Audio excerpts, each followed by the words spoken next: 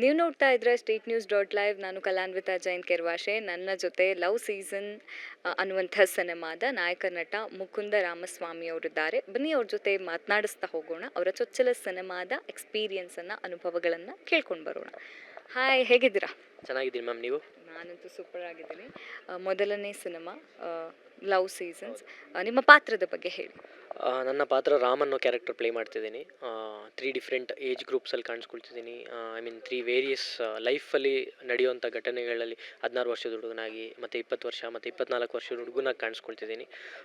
ಎಲ್ಲರ ಲೈಫಲ್ಲೂ ನಡೆಯುವಂಥ ಘಟನೆಗಳನ್ನ ತೋರಿಸ್ತಿದ್ದೀವಿ. ಸೊ ರಾಮ್ ಅನ್ನೋ ಕ್ಯಾರೆಕ್ಟರ್ಗೆ ಇದು ಮಾಡಿ, ರಾಮ್ ಅನ್ನೋ ಕ್ಯಾರೆಕ್ಟರ್ ಮುಖಾಂತರ ಒಂದು ಕಥೆನ ಹೇಳ್ತಿದ್ದೀವಿ. ಸೊ ಲವ್ ಸೀಸನ್ಸಲ್ಲಿ ತುಂಬ ಚೆನ್ನಾಗಿದೆ. ಬನ್ನಿ ಥಿಯೇಟ್ರಿಗೆ ನೋಡಿ ಆಡಿಯನ್ಸ್ ಸಪೋರ್ಟ್ ಮಾಡಬೇಕು. ಓಕೆ. ಸರ್, ಈಗ ನಿಮ್ಮ ತಂದೆ ನಿರ್ಮಾಪಕರು ಈ ಸಿನಿಮಾದಲ್ಲಿ.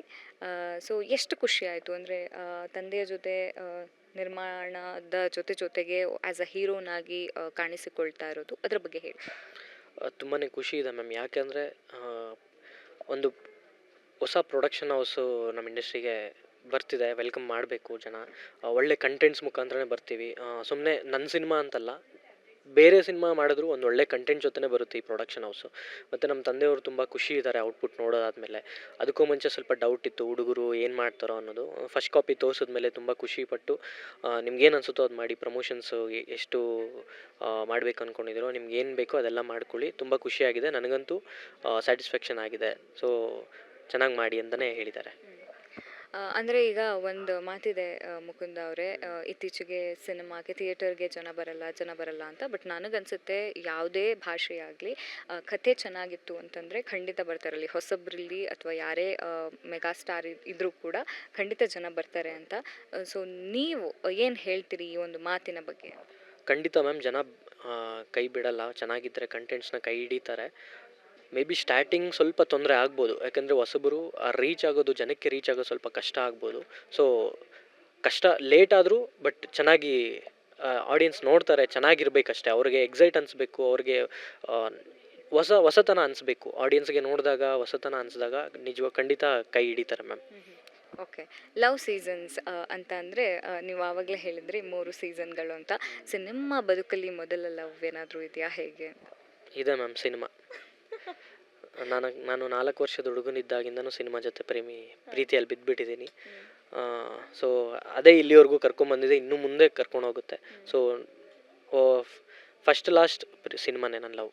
ಒಟ್ನಲ್ಲಿ ಲವ್ ಸ್ಟೋರಿ ಅಂತೂ ಬಿಟ್ಕೊಡಲ್ಲ. ಬಟ್ ಅದೇ ಸಿನಿಮಾನೇ ಪ್ರೀತಿ ಅಂತ ಅಂದ್ರಿ. ಓಕೆ, ಅದ್ರ ಬಗ್ಗೆನೇ ಮಾತಾಡೋಣ.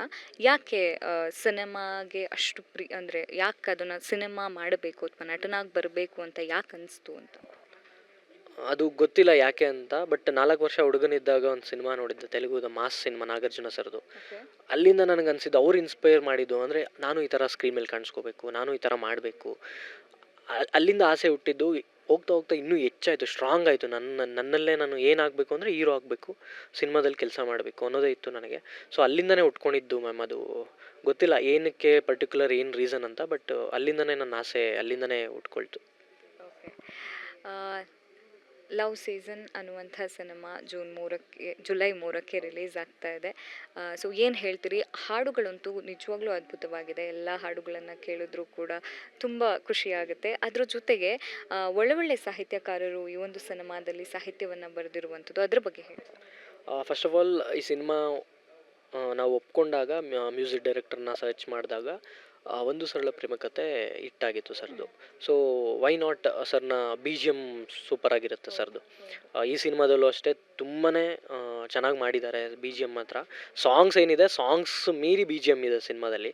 ಸೊ ವೀರ್ ಸಮರ್ಥ ಸರ್ ಹತ್ರ ಹೋಗಿ ಕತೆ ಎಲ್ಲ ಹೇಳಿದಾಗ ಅವ್ರು ಒಂದೇ ಮಾತು ಹೇಳಿದ್ದು, ಕತೆ ಚೆನ್ನಾಗಿದ್ದರೆ ನಾನು ಮಾಡ್ತೀನಿ ಅಂತಾನೆ. ಬಟ್ ಅವ್ರ ಕತೆ ಇಷ್ಟ ಆಗಿ ಮಾಡಿ ತುಂಬಾ ಸಪೋರ್ಟ್ ಮಾಡಿದ್ದಾರೆ. ಹೊಸಬ್ರು ಅಂತ ಇದು ಮಾಡ್ದಿರ ತುಂಬಾ ಸಪೋರ್ಟ್ ಮಾಡಿದ್ದಾರೆ. ನಾವು ಕೇಳಿದ್ದು ಅಂದರೆ, ಸರಿ ಎಷ್ಟು ಸಲ ಕರೆಕ್ಷನ್ ಕೇಳಿದ್ರು ಮಾಡ್ತಿದ್ರು. ಸರ್ ಇದು ಯಾಕೋ ಅನಿಸ್ತಿಲ್ಲ ಅಂದರೆ ಎಕ್ಸ್ಪ್ಲನೇಷನ್ ಕೊಡೋರು, ಇದು ಯಾಕೆ ಹಿಂಗೆ ಬೇಕು, ಇದು ಯಾಕೆ ಹಿಂಗೆ ಬೇಕು ಅಂತ. ಕೆಲವೊಂದು ನಾವು ಹೇಳಿದಾಗ ಅವರು ಓಕೆ ಮಾಡೋಣ, ಚೆನ್ನಾಗಿರುತ್ತೆ ಅಂತ ಮಾಡ್ತಿದ್ರು, ಸಪೋರ್ಟ್ ಮಾಡಿದ್ದಾರೆ. ಆಮೇಲೆ ಸಾಂಗ್ಸ್ ವಿಷಯಕ್ಕೆ ಬಂದರೆ ನಾವು ನಿಜವಾಗ್ಲೂ ಎಕ್ಸ್ಪೆಕ್ಟ್ ಮಾಡಿಲ್ಲ ಈ ರೇಂಜಿಗೆ ಸಾಂಗ್ಸ್. ನನ್ನ ಫಸ್ಟ್ ಸಿನಿಮಾಗೆ ಈ ರೇಂಜ್ ಸಾಂಗ್ ಸಿಗುತ್ತೆ ಅಂತ. ಒಂದೊಂದು ಸಾಂಗ್ ಒಂದೊಂದು ಕತೆ ಹೇಳುತ್ತೆ ಮ್ಯಾಮ್ ನಿಮಗೆ. ತುಂಬಾ ಅದೃಷ್ಟವಂತನೇ ಹೇಳ್ಬೋದು. ಫಸ್ಟ್ ಸಿನಿಮಾಗೆ ಈ ಥರ ಲೆಜೆಂಡ್ರಿ ಲಿರಿಕ್ ರೈಟರ್ಸ್ ಇದ್ದಾರೆ. ಸೊ ಅವರ ಆಶೀರ್ವಾದ ಎಲ್ಲ ನಮ್ಮ ಮೇಲಿದೆ. ಕೇಳಿದ ತಕ್ಷಣ ಕೆ ಕಲ್ಯಾಣ್ ಸರ್ ಕೂಡ ಅಷ್ಟೇ, ಫೋನ್ ಮಾಡಿದಾಗೆಲ್ಲ ಚೆನ್ನಾಗಿ ಮಾತಾಡ್ತಾರೆ. ಸೊ ತುಂಬಾ ಸಪೋರ್ಟ್ ಮಾಡಿದ್ದಾರೆ ಮ್ಯಾಮ್. ಎಲ್ಲರೂ ಅಷ್ಟೇ ಸಿನಿಮಾಗೆ ಇವ್ರು ಯಾರೂ ಇಲ್ಲ ಅಂದರೆ ಲವ್ ಸೀಸನ್ಸ್ ಇಲ್ಲ.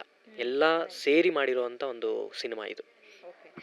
ಸರ್, ಈಗ ಲವ್ ಸೀಸನ್ಸ್ ಅಂತ ಅಂದರೆ ಅಫ್ಕೋರ್ಸ್ ಈಗ ಇದರಲ್ಲೇನಾದರೂ ಬ್ರೇಕಪ್ ಏನಾದರೂ ಆಗಿ ಬ್ರೇಕಪ್ ಆದವರಿಗೆ ಏನಾದರೂ ಮೆಸೇಜ್ ಕೊಡೋ ಥರ ಏನಾದರೂ, ಯಾಕಂದರೆ ಬ್ರೇಕಪ್ ಆದಂಥ ಸಂದರ್ಭದಲ್ಲಿ ಕೆಲವರು ಬೇರೆ ಬೇರೆ ಡಿಸಿಷನ್ಸ್ಗಳನ್ನು ತೊಗೊಳ್ತಾರೆ. ಸೊ ಆ ಥರ ಏನಾದರೂ ಮೆಸೇಜಸ್ ಏನಾದರೂ ಇದೆಯಾ ಅಂತ?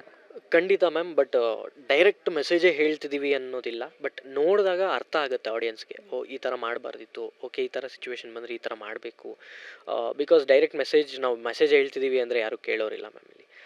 ಇವನೇನು ನನಗೆ ಹೇಳೋದು ಅನ್ನೋ ಥರ ಇರ್ತಾರೆ. ಬಟ್ ಡೈರೆಕ್ಟ್ ಮೆಸೇಜ್ ಅನ್ನೋದಕ್ಕಿಂತ ಒಂದು ಹೈ ಮಾರಲ್ ವ್ಯಾಲ್ಯೂಸ್ನ ಇಟ್ಕೊಂಡು ಬ್ಲೆಂಡ್ ಮಾಡಿ ಲವ್ ಸ್ಟೋರಿ ಜೊತೆ ಬ್ಲೆಂಡ್ ಮಾಡಿರುವಂಥ ಸಿನಿಮಾ. ಅಂದರೆ ಎಲ್ಲರ ಲೈಫಲ್ಲೂ ಈ ಥರ ಘಟನೆಗಳನ್ನ ಒಂದಲ್ಲ ಒಂದು ಘಟನೆ ನಡೆದಿರುತ್ತೆ. ಹುಡುಗನಾಗಿರ್ಬೋದು, ಇಲ್ಲ ವಯಸ್ಸಾಗಿರ್ಬೋದು. 16 ವರ್ಷದ ಹುಡುಗನಿಂದ 70-80 ವರ್ಷದವರೆಗೂ ಇದು ಕನೆಕ್ಟ್ ಆಗುವಂಥ ಸಿನಿಮಾ ಇದು. ಯಾಕೆಂದರೆ ಅವರ ಲೈಫಲ್ಲಿ ನಡೆದಿರೋ ಘಟನೆಗಳನ್ನ ಇಟ್ಕೊಂಡು ಸಿನಿಮಾ ಮಾಡಿರೋದು. ಸೊ ಖಂಡಿತ ಕನೆಕ್ಟ್ ಆಗುತ್ತೆ ಎಲ್ಲರಿಗೂ. Okay, very nice. Love seasons ಜುಲೈ 3ಕ್ಕೆ ಆವಾಗಲೇ ಹೇಳ್ದಂಗೆ ರಿಲೀಸ್ ಆಗ್ತಾ ಇದೆ. ಸೊ ಏನು ಹೇಳ್ತೀರಿ ಕನ್ನಡದ ಪ್ರೇಕ್ಷಕರಿಗೆ ಒಂದು ಕರೆಯೋಲಿಯನ್ನು ಕೊಡುವುದಾದ್ರೆ? ಲವ್ ಸೀಸನ್ ಸಿನಿಮಾ ಜುಲೈ 3ನೇ ತಾರೀಕು ರಿಲೀಸ್ ಆಗ್ತಿದೆ. ಬನ್ನಿ, ನಾವು ಹೊಸಬರಾಗಿರ್ಬೋದು, ಬಟ್ ಕಂಟೆಂಟಲ್ಲಿ ನಾವು ಹೊಸತನವಾಗಿ ಬರ್ತಿದ್ದೀವಿ. ಸ್ಟ್ರಾಂಗ್ ಕಂಟೆಂಟ್ ಇಟ್ಕೊಂಡು ಬರ್ತಿದ್ದೀವಿ. ತುಂಬ ಕಾನ್ಫಿಡೆಂಟಾಗಿ ಬರ್ತಿದ್ದೀವಿ. ಓವರ್ ಕಾನ್ಫಿಡೆಂಟ್ ಅಲ್ಲ, ಕಾನ್ಫಿಡೆಂಟ್ ಇಟ್ಕೊಂಡು ಬರ್ತಿದ್ದೀವಿ. ನಿಮ್ಗೆ ಇಷ್ಟ ಆಗುತ್ತೆ, ನೀವು ಪ್ರೀತಿ ಕೊಡ್ತೀರಾ, ನೀವು ಸಪೋರ್ಟ್ ಮಾಡ್ತೀರಾ ಅನ್ನೋದು. ಜುಲೈ 3ನೇ ತಾರೀಕು ರಿಲೀಸ್ ಆಗ್ತಿದೆ. ನನಗೆ ಗೊತ್ತಿದೆ ಇತ್ತೀಚಿನ ಸಿನಿಮಾಗಳು ನಿಮ್ಮ ನಂಬಿಕೆ ಕಳ್ಕೊಂಡಿದೆ. ನೀವು ನಂಬಿ ಬಂದಾಗ ನಾವು ಒಳ್ಳೆ ಸಿನಿಮಾಗಳು ಕೊಡೋಕ್ಕಾಗಲಿಲ್ಲ. ಇವಾಗ ಒಳ್ಳೆ ಸಿನಿಮಾಗಳು ಬರ್ತಿದೆ, ನೀವು ನಂಬ್ತಿಲ್ಲ. ಸೊ ಇದು ಚೇಂಜ್ ಆಗಬೇಕು. ಈ ಸಿನಿಮಾದಿಂದ ಚೇಂಜ್ ಆಗಲಿ. ಎಲ್ಲರ ಸಿನಿಮಾ ಗೆಲ್ಲಿ, ಆ ಸಿನಿಮಾದಲ್ಲಿ ನಮ್ಮದು ಇರಲಿ ಆ ಲೀಸ್ಟಲ್ಲಿ. ಸೊ ಬನ್ನಿ, ಹೊಸಬ್ರು ಬರ್ತಿದ್ದೀವಿ, ಹೊಸಬ್ರು ಬರಬೇಕು, ಹೊಸ ಕಂಟೆಂಟ್ಸ್ ಬರಬೇಕು ಅಂತ ಹೇಳ್ತಾರೆ. ಸೊ ನಾವೆಲ್ಲ ಸೇರಿ ಹೊಸಬ್ರು ಬರ್ತಿದ್ದೀವಿ, ಹೊಸ ಕಂಟೆಂಟ್ ಜೊತೆ ಬರ್ತಿದ್ದೀವಿ. ನೀವು ಬನ್ನಿ, ನಿಮ್ಗೆ ಇಷ್ಟ ಆಗುತ್ತೆ. ಮತ್ತು ನಿಮ್ಮ ಟೈಮ್ ಮತ್ತು ನಿಮ್ಮ ಹಣಕ್ಕೆ ನಾವು ಮೋಸ ಮಾಡೋದಿಲ್ಲ. ಕಂಪ್ಲೀಟ್ ಜಸ್ಟಿಫೈ ಮಾಡ್ತೀವಿ. ಬನ್ನಿ, ಜಸ್ಟ್ ನೀವು ಥಿಯೇಟ್ರಿಗೆ ಬಂದು ನಂಬಿ ಬನ್ನಿ. ಅದಾದಮೇಲೆ ನೀವೇ ಹೇಳ್ತೀರಾ ಒಳ್ಳೆ ಹುಡುಗರು ಒಳ್ಳೆ ಸಿನಿಮಾ ತೆಗೆದಿದ್ದಾರೆ ಅಂತ ನೀವೇ ಖುಷಿ ಪಡ್ತೀರಾ. ಸೊ ದಯವಿಟ್ಟು ಬನ್ನಿ, ಸಪೋರ್ಟ್ ಮಾಡಿ. Thank you so much.